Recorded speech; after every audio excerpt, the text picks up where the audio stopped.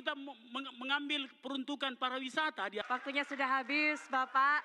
Nah, ini merupakan yaitu subtema 2 kemandirian fiskal. Baik A, mengerti apa pertanyaan di dalamnya, saya akan bacakan. Transaksi investasi mencapai 2,2, apa? Pak, sumber energi, kemudukan.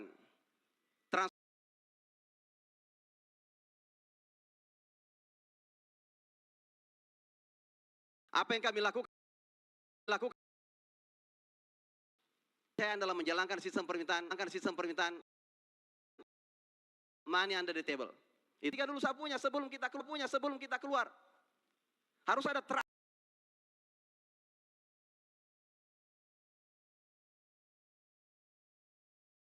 tetap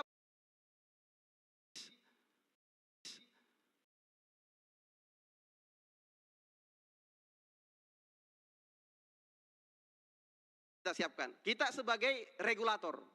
Tetapi bagaimana menciptakan keseimbangan, gini rasio, dan pertumbuhan ekonomi itu harus berimbang. Green culture dari Pindra, pulau yang luar biasa.